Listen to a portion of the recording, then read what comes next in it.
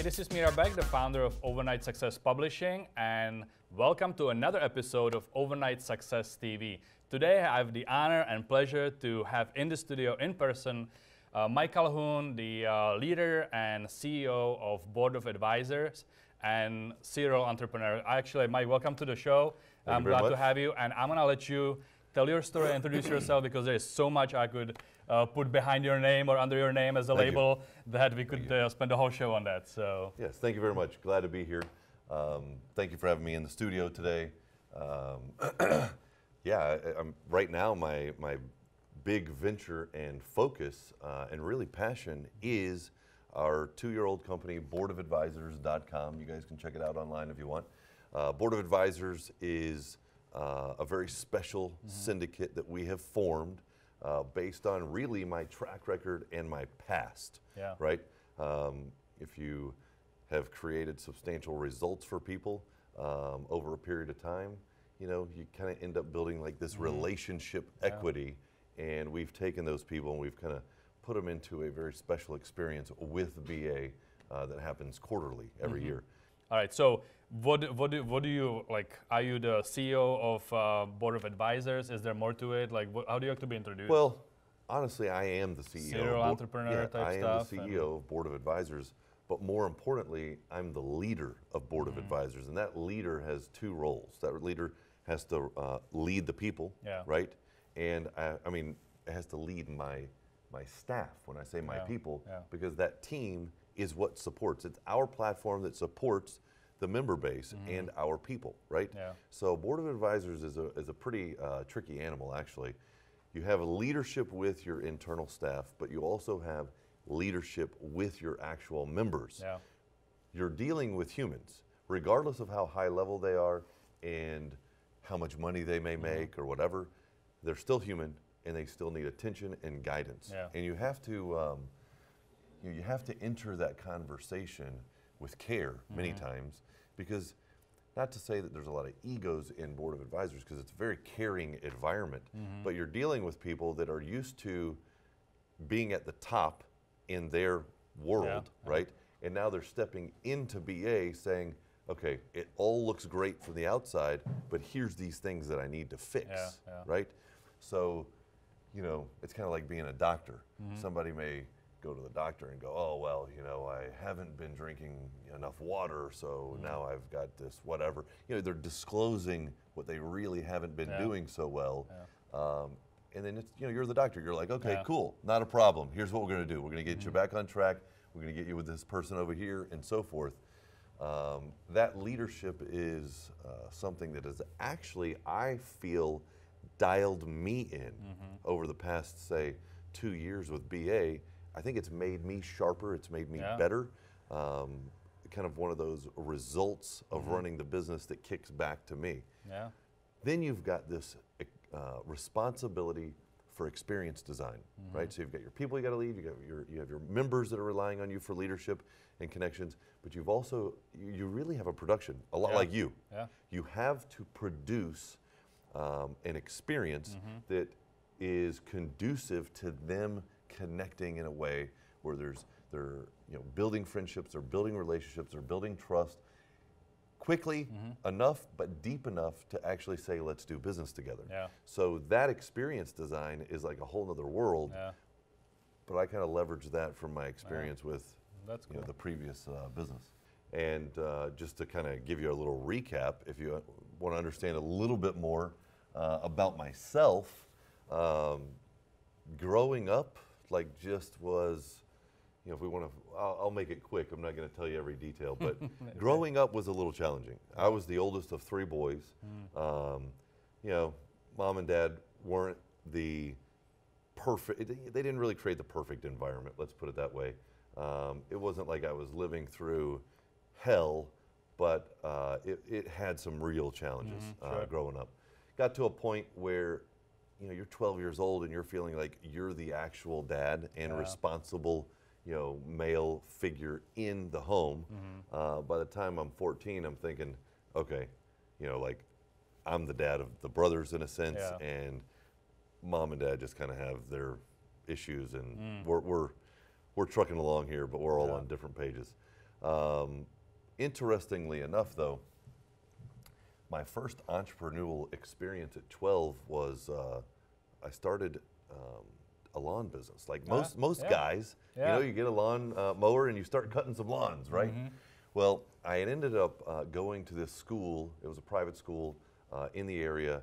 Parents, you know, they got me started and then stopped paying the bill. Oh, wow. Well, great. I've got all these friends. And I wasn't going to lose my friends, right? Because home was a little weird. But then, you know, at school, it felt great to have these relationships. So I ended up buying a lawnmower, cutting yards, and paying my own bill, right? It was never quite the full amount, but I think they had so much respect for me for even trying that they just said, you know what, you're good, right? So I went to that school for 3 more years, cutting grass and kind of taking care of my responsibility. And the funny part is, when I turned 14, I got a job, my first job at McDonald's. And I got my paycheck, and I was like, what is this? Like, this is nothing in comparison to what I was doing with cutting grass. Wow, right? That's funny. So I think from a very early age, I saw the contrast of working for somebody else and taxes and all, you know, I got to really get a taste of it pretty early, right? And I actually got made fun of for working. Like, this was a school where, you know, kids were pretty well off. They were pretty, you know, well-to-do. And I got a little bit of ridicule for, you know, always working, right? But I didn't let it bother me, and I actually became very entrepreneurial in the sense of there was another funny story, and you can cut some of this out if if it's too much. But I actually started buying gum on the way into school, and I would sell it. So I'd buy it for a nickel and sell it for a quarter. Yeah, that's cool. And I ended up having this like following of people that knew that I was bringing this special gum, right, from this special candy shop, and it was like crack. It was like I was dealing drugs, but it was just gum. It was bubble gum, right? So I had some funny, like young, just experiences on how to actually create cash. You know, spendable cash.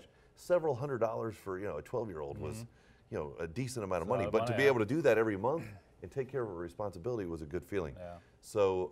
Well, before you move on, I want to just highlight a couple of teaching points here because, A, you got a good taste of making money early. So some of the perspective that people get after college or whatever, and they get their first job. Now they're 24 and they realize what's happening with the paycheck stuff. So you got really, you're a good perspective on that early on.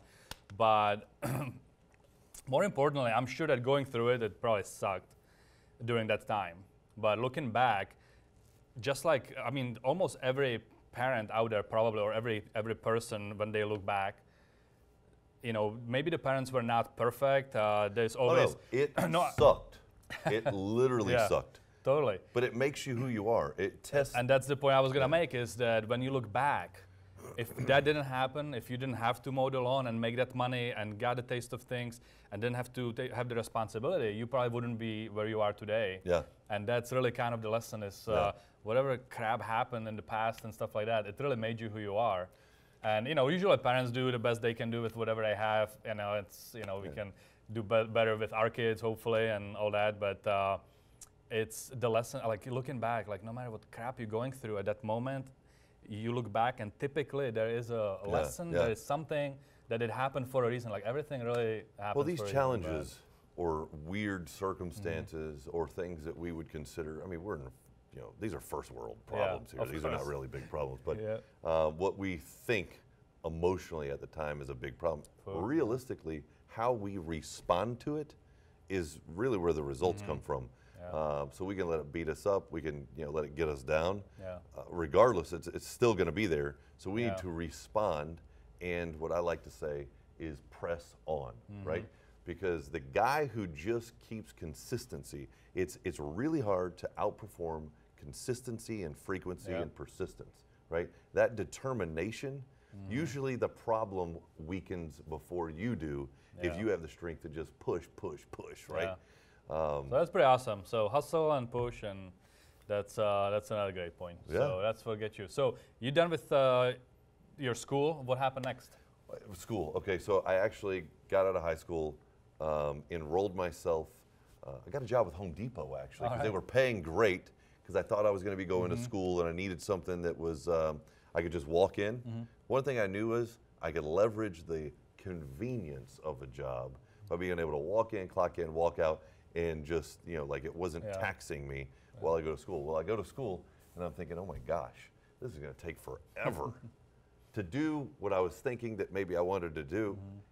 I mean, it was just business. I was just getting degrees in business, right? Yeah. But it was moving slow. Yeah. So I said, I'm out. I need money. I'm on my own. I'm going to go start another business. So I literally, and now my parents actually had a flooring business. Okay. So I knew flooring inside and out. Yeah. I mean, I knew it better than most, right? Just because I lived it. I grew up putting that stuff on the ground. Yeah. And so I started a tile installation company. All right. And it was ridiculous. It got good quick. And then, because I was in a market where it actually was, the price for it was very advantageous to me. So it got good really quick, but then I realized this is physical work. Yeah, sure. So I sent myself, physical work will break you, by the way. You can be as tough as you want to be, you can go to the gym as much as you want to go, but there is an extent to where the physical body can only do so much. And you can only put up with so many contractors, right? Yeah. Contractors are a different breed. They will also wear you to the bone.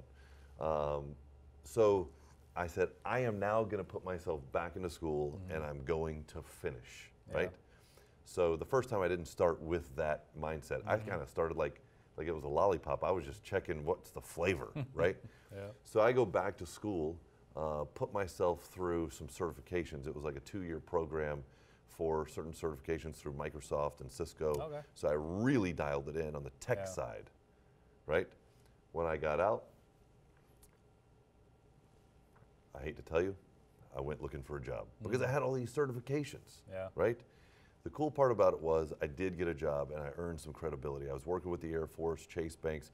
I was working at a place where we taught the latest and greatest certifications. The one that I had just acquired was very rare because I had about 14 different certifications that were just cutting edge because we were crossing over Y2K. Okay, yeah. So I had just got like what everybody needed and wanted, but everybody that was already in the business was too busy to really dedicate the time to go get them. So it was kind of lucky timing, and I was out ahead of the curve.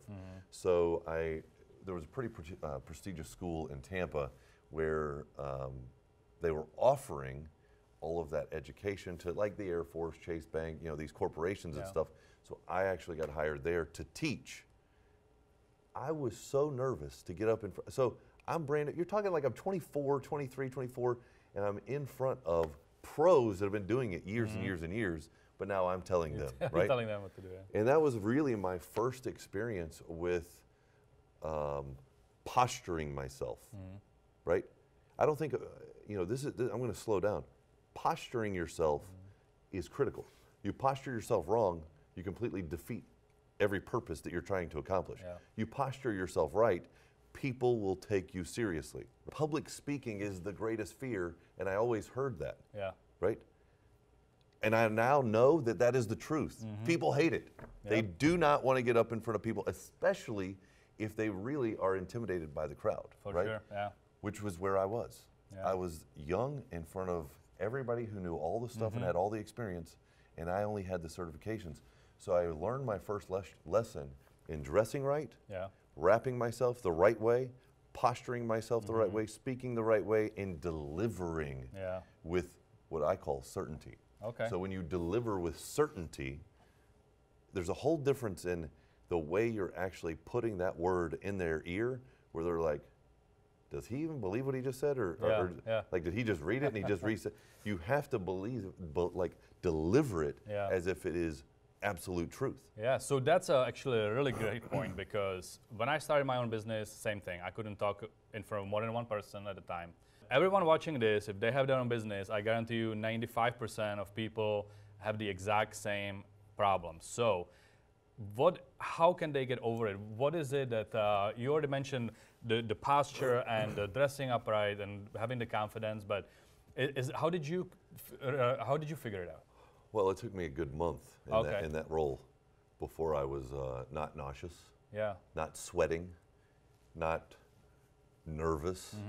I mean, I still get nervous even to this day. It's not like that, you know, you want that, you know, because that nerve, the health and nervousness, it keeps you sharp, right? But you know, the panic side of it went away about after a month. I mean, it was just, I was in a learning stage. I was in a new environment, doing something different. You know, you went from doing manual, crazy labor, right? Because that's the business you created, to now dressing in a suit and teaching technology.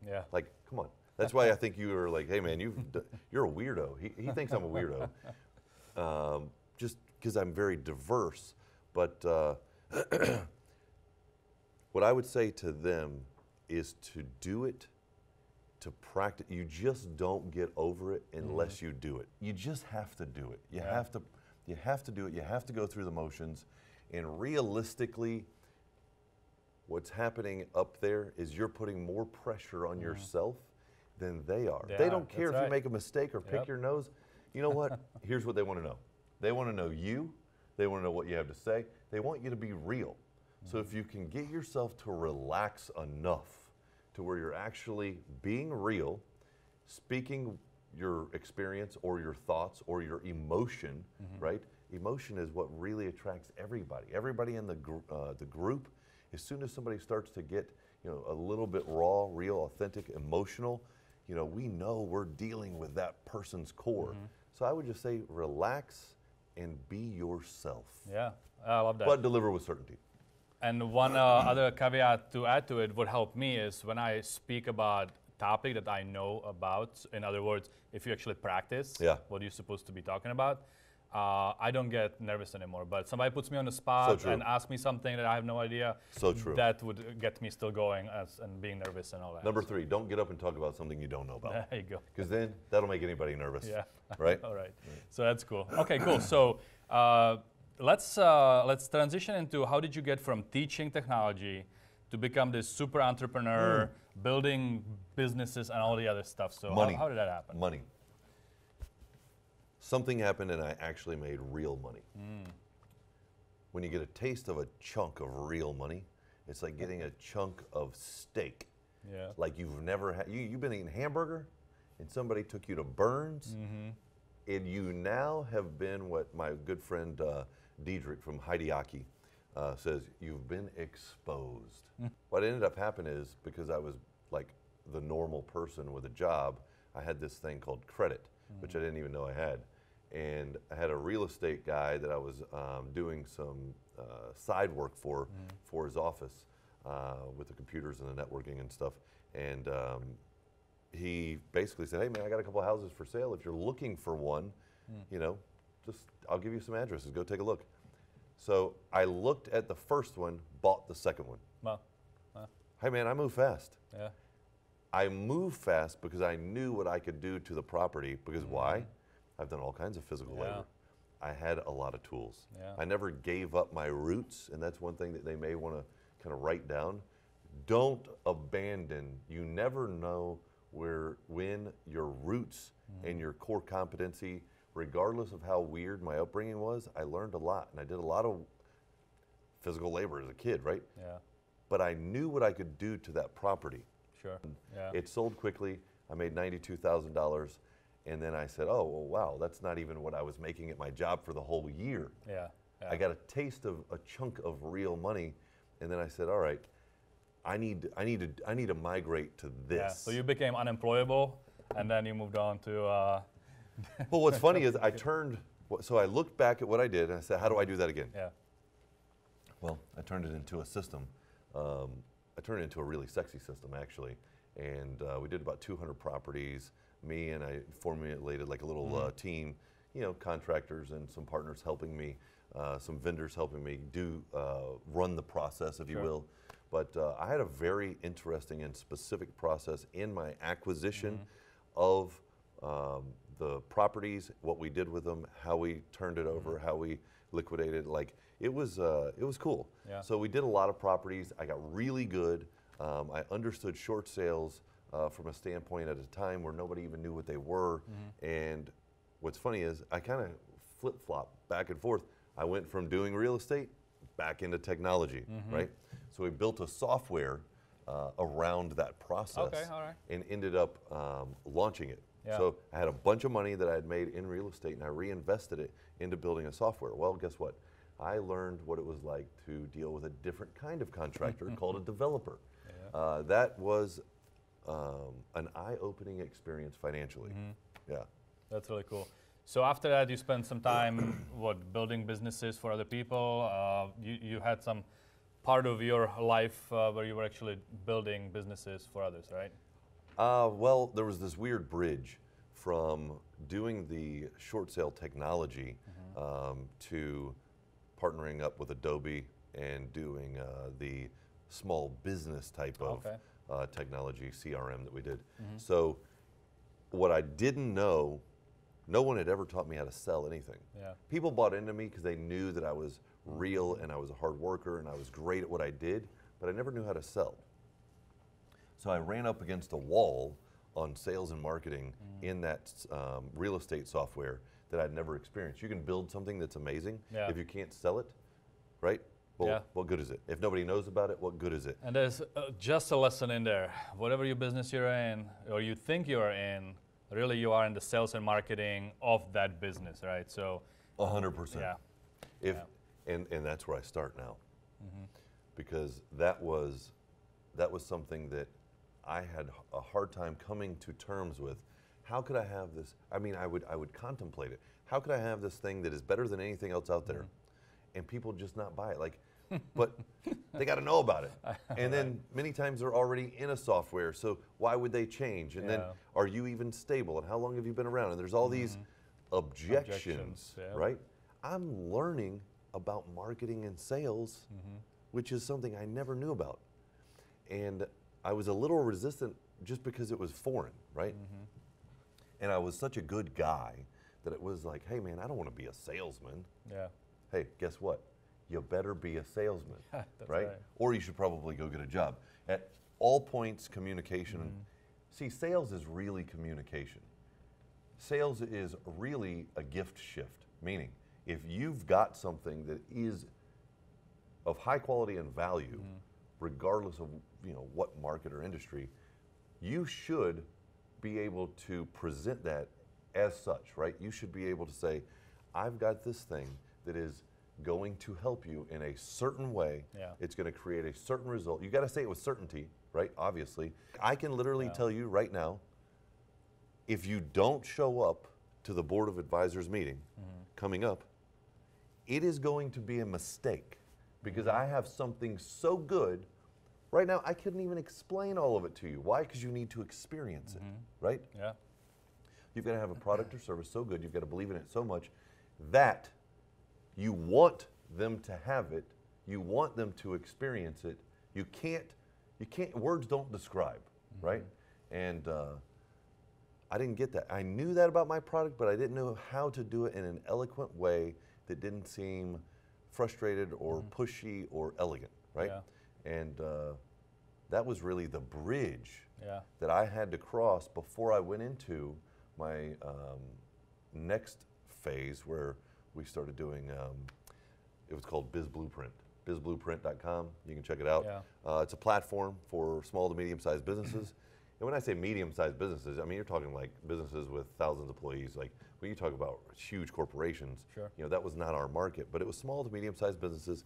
And we got to work with a lot of really substantial, large companies, a ton of medium-sized companies, and a ton of people who were just starting a business, right? And many times they were easier because we didn't have to break any bad habits with them, right? So let's dive into the Board of Advisors, because here's what I'm experiencing and hearing back from a lot of people that I'm dealing with, and they all want to do events. They want to do sometimes big events, but a lot of times lately it's small events. So boutique type stuff, retreats, that type of stuff. And first of all, how do you get people? And second of all, how do you actually do the events, right? So you have experience in both, and now from what you've explained, you obviously had all those people, all those customers. for your software business, and then you can take it from there. Like, yeah, very simple, yeah. and they can write this down, if not physically, mentally.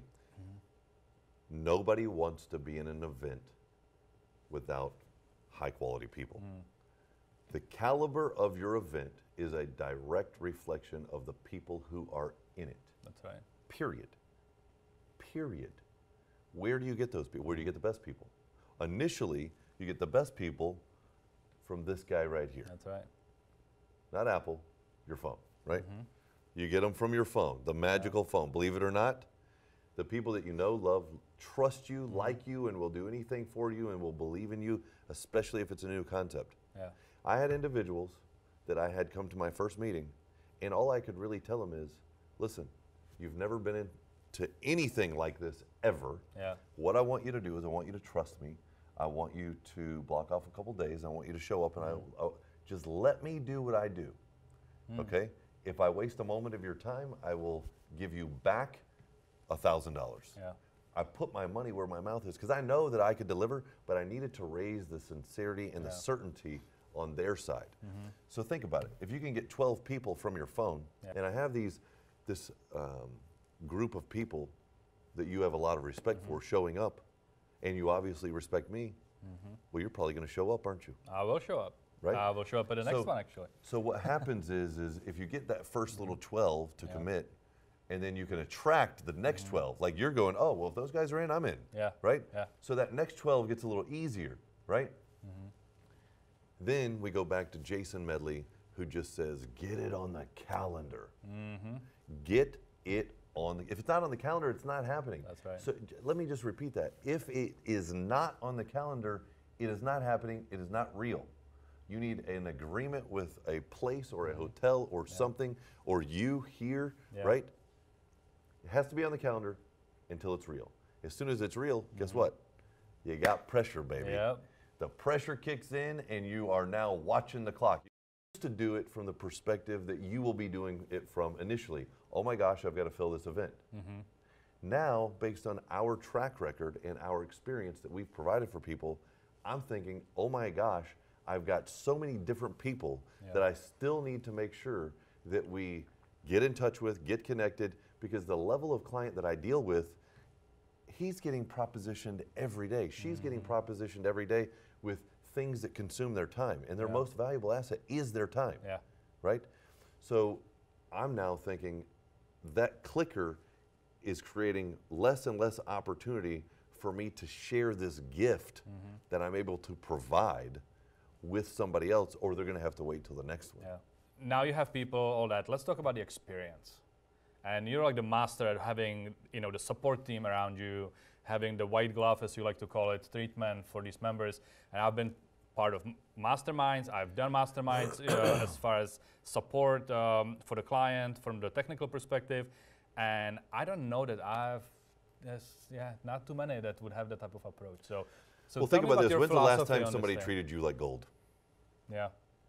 Anywhere. At home, work, out in public. When's the last time somebody treated you like gold? I don't know. Do you know? No. Been a while? Yeah, it wasn't Delta yesterday for sure. It wasn't, yes. As soon as you start nurturing that person, and where I start is with the eye. I make sure that everything they see, they like, they love, it feels good. Because there's a vibration that is set off. You're watching the colors, you're watching the wrappers, you're watching the table covers, you're watching the banners, you're watching the organization. Are the cords loose? Are they tight? What's happening is subconsciously you're picking up, is this thing dialed in? And is it luxury? Is it elite? Right? Everything. You've got to make sure that you framed that conversation visually, right? Then the way we position the tables, the screens that we use, the mics that go in their hand, everything that they touch is of absolute quality. Now, is it expensive to do that? Yes. Can you do that in the beginning? Do it the best that you can. And always show them the vision of the future, right? I got to where I am with Board of Advisors is because my vision of where we're going, I would get compliments and I would let them know. Yeah. I love that you're receiving what we're doing right now so well. My only frustration is that the physical reality cannot catch up with my vision. Yeah. So wait until the next one. They're like, and the first time you say that, they're like, yeah, sure, whatever. Then they come to the next one, they're like, whoa, right?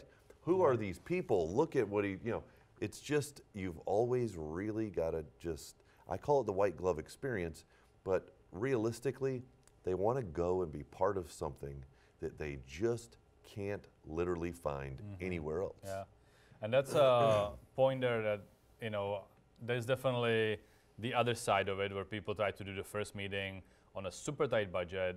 It's almost feel like sometimes they don't believe in their own vision because they're so afraid to put in a little bit of investment. You have to go all in. Yeah. You have to go all in. Here's what's going to happen. People are going to convert for different reasons. People are going to convert because you sold them. Your better people are going to convert because they believe in you. Yeah. And they're actually, in their mind, investing in you because they want that next event. They want that, they want that group that they see, that population, that herd that you're beginning to corral. They want it to grow. And really, your better customer in that room, they know you're not there yet, but they like what you're doing. Yeah. And they're comfortable enough with their own financial situation where they say, you know what, I'm in. I'm not only in, I'm going to pay in full. Or let me know if you need anything. Or next time, if you have something you want feedback on, let me know before the event. You have what are called your supporters who really want to support you, but also stay involved. Sure. So if you had to share like one or two things that you noticed maybe in other masterminds that was not being done, and you decide when you do your board of advisors you want to do it, like a couple of things that you're doing that you have never seen anywhere else. I'm going to give you the secret sauce. It all comes down to the people. If somebody can walk in your room and can't decide who they want to talk to or sit with because everyone is awesome, you've done your job. If you're having an issue creating the agenda, because everybody put this person first or before lunch and say that person till last, I can't figure out who to go last because they're all awesome. Yeah. Like you get a guy like Joel Bauer in there or something. You're like, holy crap! How does Joel Bauer go last? I don't even know. It's so hard to figure out in what order it becomes. You start actually crafting agendas and seating around totally different dynamics, right? Because everyone is awesome. That's really cool. Well, I'm excited about being at the next meeting for sure. So for the viewers, there could be somebody that is the perfect candidate and that needs that in their life. Tell me briefly what Board of Advisors really stands for, who it's good for, and how can people get more information about it? I will. I'll actually give you a tool. If you go to boardofadvisors.com/reviews. And we'll put the link. And the reason I say that isn't to sell you. It will sell you. You're going to want to be part of what we're doing when you watch this. But know that I'm not sending there to sell you. I'm sending you there so you understand some of the personalities that are in the room and their perspectives. Because they're literally going to tell you point blank their experience. I can tell you everything that I need to tell you, but you're going to still believe them better. You're still going to relate to them better. You know why? Because when you go to boardofadvisors.com/reviews, you're going to find somebody that is very similar to you in what you want and where you're at in business and where you're at mentally, where you're at financially, and where you want to go. And you're going to say, oh my gosh, that person is just like me, and look what happened to them as part of their engagement with BA, right? And that is the best understanding right from the member's experience that you can possibly get. What I'm looking for is, you asked me to answer it. BA is a weird hybrid of a mastermind. It's not all real estate investors. It's not all e-commerce guys. It's not all marketers. What it is A players from many different various markets, right? And what I look for is potentially you're what we call gray hair in the room. You're a big company. You're an exceptional, seasoned CEO. You've been there. You've made it. You're now at a point where you can really bring experience back to the table and leverage back to the table so you're on this end of the stick. You're on the heavy end of the stick, right? you've got experience, you could even potentially bring capital, but you're also looking for opportunity. On the opposite side of that stick, you've got emerging technologies, right? So I've got one of the largest real estate investors in the country in my group who teamed up with an emerging product that is now licensed through Major League Baseball, and they are crushing it, right? I mean, they just started running tests on these products, and they're doing $8,000, $9,000, $10,000 a day. By the time we get to Christmas, they're going to be doing $100,000 a day, 6 figures a day, right? But look, you've got a real estate guy partnering up with an e-com guy, partnering up with a guy that was cutting bats, baseball bats in half at his kitchen sink. I'm looking for the guys that can make the investment, that will take the risk on the emerging side, whether it's product or service, to be part of BA so that they can make that connection to really expand their opportunity. Well, these guys over here aren't any good without these guys, right? It's placement, right? But then in the middle, you've kind of got what are called service providers. So you've got these guys that fill in the gap, right? That are able to help big businesses expand, but also really help new businesses grow, right? So you got guys that do radio and TV and advertising, all kinds of infrastructure and you know, just what I call service providers. I got a guy right here, I just saw a text come through.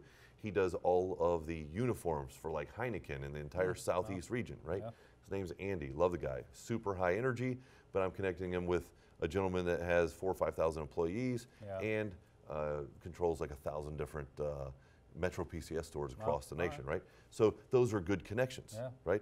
But one's a service provider and one's what I call gray hair in the room, right? So it's, when you're coming to BA, I'm gonna be looking at what makes you special, how does it contribute to the group, and who can it expand initially.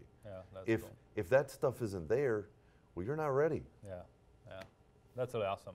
So we'll put a link above the video. I actually really love the angle of you sending people to watch testimonials and really case studies. I didn't even call them testimonials. I know, they're like glorified testimonials, like really case studies. But they're also pretty cool and fun to watch. They're totally cool, and I've seen them, and I need to put my video marketing hat on for just 2 seconds, because testimonials are, or nowadays, it's actually these case studies where it's not just, hey, Mike is awesome, or BA is awesome. It's really, you know, where was your business before? What did you get out of it? How is your life right now? I mean, you really can dive deep into the emotions of your customers and get really awesome stories out of it. So no matter what business you're in, you should have client rave reviews, testimonials, whatever you want to call it, in your back pocket, and you should be selling the exact same way Mike just sent you over. That's how you should be selling your services, by other people telling your potential buyers how awesome the DXP is. You're asking, how do you know when your business is ready to be taken to the next level? Okay, think about this. Have you ever seen those toys where it's like a stick and then it's a ball and a ball? And it kind of, like if you throw it, it kind of flips over top of each other. Well, think about this. Business is done in bursts, right? It's just not like growing like this, right? Have you ever heard somebody say, oh my gosh, my business is just like, it just stopped growing, or it's just kind of the same as it was, or you've just noticed it never really expanded past a certain point, right? Business grows due to sales and increases of revenue, right? So business does not grow unless you are bringing in new clients or more revenue. As that happens, though, you know, you get that toy that flips over, the revenue gets way out ahead of, or the sales get way out ahead of your ability to fulfill, right? So if you're really comfortable with your ability to fulfill, and you're like, yeah, there's no problem, and things aren't breaking, well, you're not selling hard enough, right?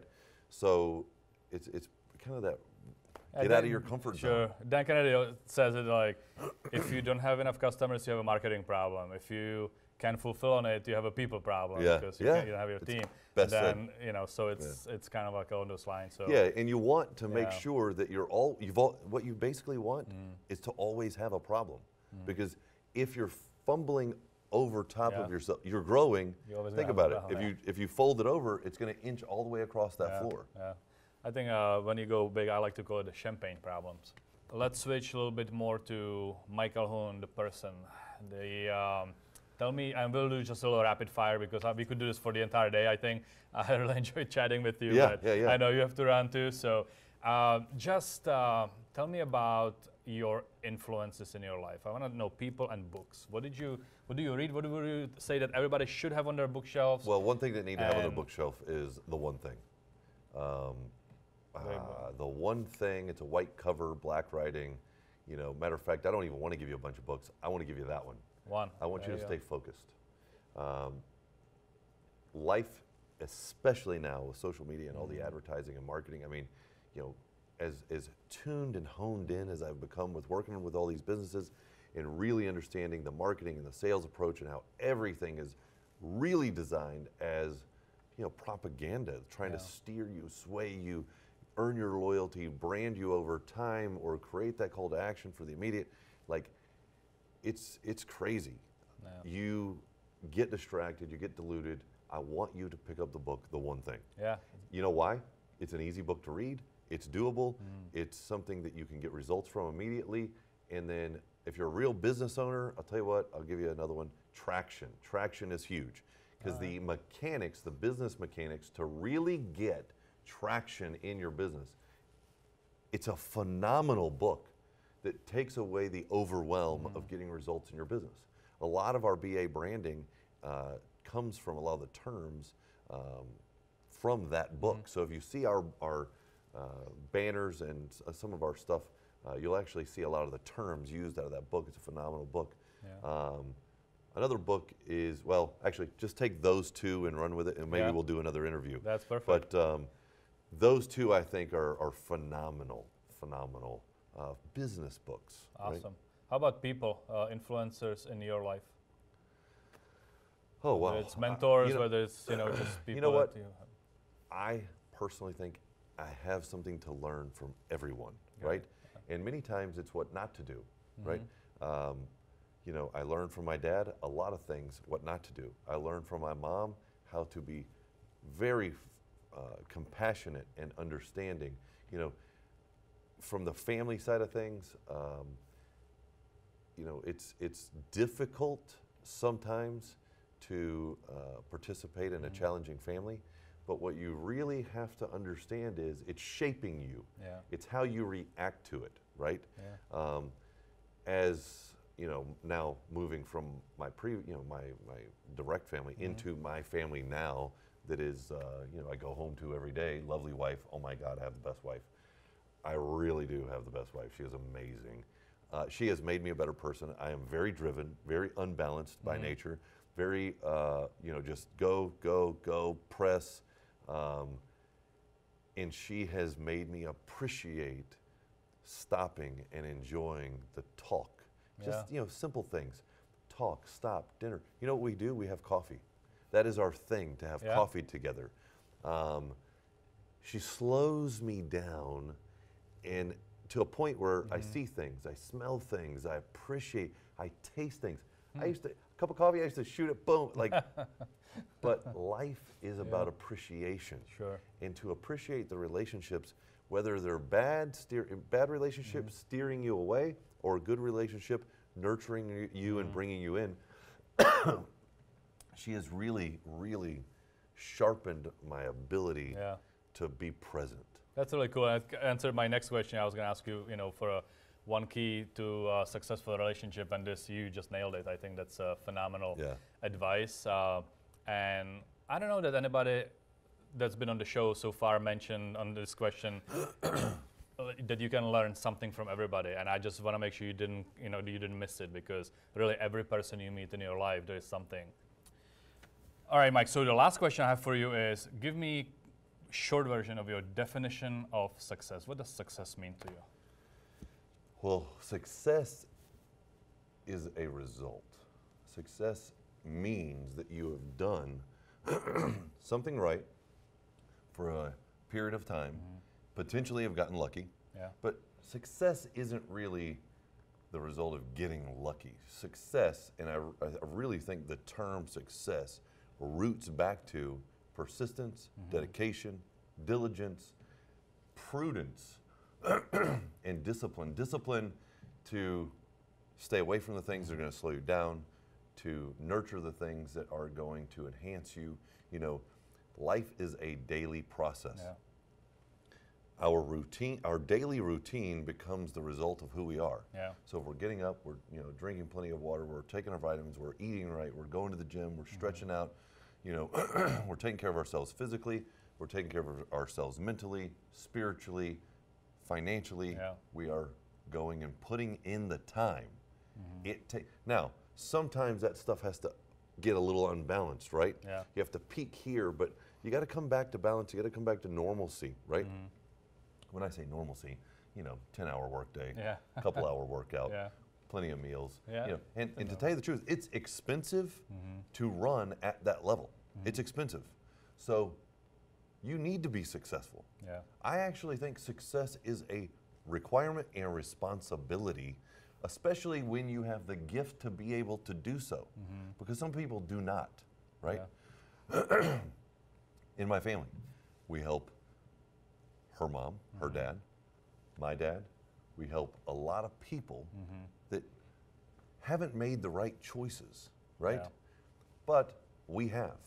And realistically, you're a product of all your decisions. You're a product of all your choices. That's who you become, right? Now, that's really what success is, right? So what you're experiencing right now is really the reality of what you've decided over your life, right? Now, you can also have a vision, right? You can have this thing. You've got potential that's out there, right? And where you're at now is your level of success, but your potential can still be, and there's a gap, right? And realistically, that's, for me, people say, oh, you're successful, whatever. Man, my gap is so big, and what I'm trying to do is close it, right? That's what I call, like if I can close that gap, that's what I call successful. That's success, Right. So that's actually a really great definition. So the magic of thinking big. What's your big vision, big goal? Where are you today? And can you successfully close the gap? I love it. Right. That's awesome. Mike, hey, thank you so much for being on the show. We went a little longer than expected, but it's good when you go fun. long because you were having fun. Yeah, that's totally fine. Right. So thank you so much. I hope you guys enjoyed it. This was a really awesome interview and a lot of takeaways. Make sure you implement something that you've heard, because implementation is the difference between success and failure. And if you don't do anything with the information today, we just spent hour and a half of having a lot of fun, but it didn't benefit you in any way. Experience transfer, Yeah, do something, and just remember, wake up and be successful. Till next time, go implement something.